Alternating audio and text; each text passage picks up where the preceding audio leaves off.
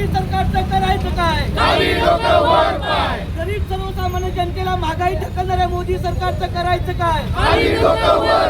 मोदी सरकार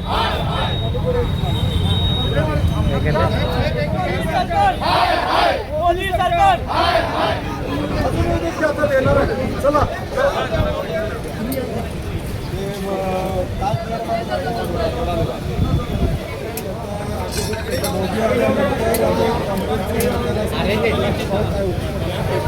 पेट्रोल आणि डिझेल दरवाढीमुळं मध्यमवर्गीयांचं सामान्य माणसाचं कंबरडं मोडलेलं आहे। एका बाजूला बेरोजगारी प्रचंड आहे या देशामध्ये आणि या चुकलेल्या परराष्ट्र धोरणामुळं आता पेट्रोल आणि डिझेलचे दर वाढलेले आहेत, गॅसचे दर वाढलेले आहेत। याच्या विरोधात कोल्हापूर जिल्हा काँग्रेसच्या वतीनं आज जिल्ह्यामध्ये सगळ्या पेट्रोल पंपावर काँग्रेसचे कार्यकर्ते लोकांना या ठिकाणी पटवून देत आहेत की भाजपचं सरकार कशा पद्धतीनं लुटमार करते। इकडं शेतकऱ्यांना खतं मिळत नाहीत, शेतकऱ्यांना त्या ठिकाणी डिझेल दरवाढीमुळं फटका बसला आहे, महागाई वाढत चाललेलं आहे आणि आज तर कोल्हापूर जिल्ह्यातली परिस्थिती अशी आहे की 30% पेट्रोल पंप बंद आहेत। म्हणजे लोकांना पेट्रोल पुरवठा देखील व्यवस्थित करू शकत नाहीत।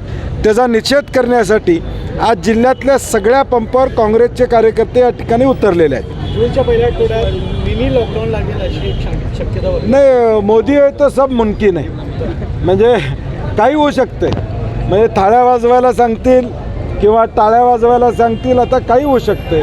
त्यामुळं इकडं त्यांनी जाहीर केलं की लोकांनी प्रवास कमी करावा, पेट्रोल डिझेल कमी वापरावं, ते मात्र 10 देशाचा दौरा त्या ठिकाणी करतात। आमचं म्हणणं या 10 परदेशातल्या दौऱ्यातून नेमकं भारताला काय मिळालं हे थोडं जनतेला कळालं तर बरं होईल की या आणीबाणीच्या काळामध्ये त्यांचा दौरा आणि त्या दौऱ्यातून भारताला फायदा काय झाला, भारताचा रोजगार वाढला का, भारतातली महागाई कमी होणार आहे का, परराष्ट्र धोरणाच्या माध्यमातून डिझेल पेट्रोलचे भाव कमी होणार आहेत का, हे या ठिकाणी सांगणं अपेक्षित आहे। 30% पेट्रोल पंप बंद आहेत असं दावा तुम्ही करताय, मात्र सरकारकडून सांगितलं जातं की कोणत्याही पद्धतीचा तुटवडा राज्यामध्ये नाही। सरकार खोटं बोलतंय।